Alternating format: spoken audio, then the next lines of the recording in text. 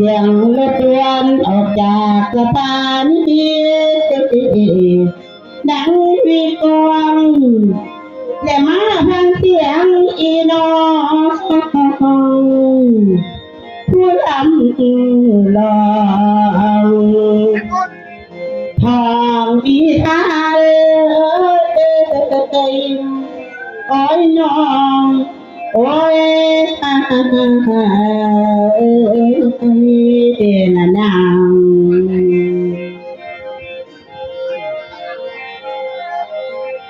และมาบาดนีและแม่เอ๋ยแม่สิ้นตะกาต้นนั่นไปมันว่าบุญพัว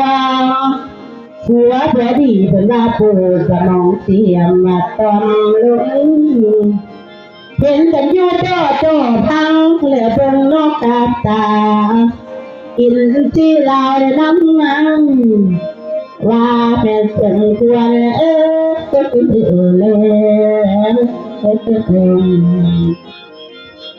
เด็ดแถวขอลำตั้งท่ายสิ้นตื่นก็เปิดอะ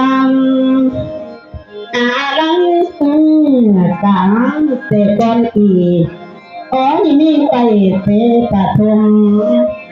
เป็นกับพ่อดมเป็นเต้าไอ้อย่างนี้ตัวน้องอีมีตาตูเป็นไรตังบาปกรรมล้วนเกินกตัญญูเป็นเรื่องดีทำได้ดีดีบ้างขอเตือนอย่าพี่น้องโอ้ยทั้งเลวให้ดินตองเมื่อในร้านไม่จืดต้องจำพื้นแทนร้องทางการอาธิการจะทำทั้งตั้งแต่เดิมดาวข้างเดิมเดี๋ยวพอดีเราพอดีโดนบ่มีฝนมันที่ต้องและเมื่อที่หมอเอาดิท่านเรื่องเขาเอาเล่นสู่ทางฟังเอาเล่นสู่ทางฟังบัวลอยวางโอ้ยน้องโอ้ยละนาง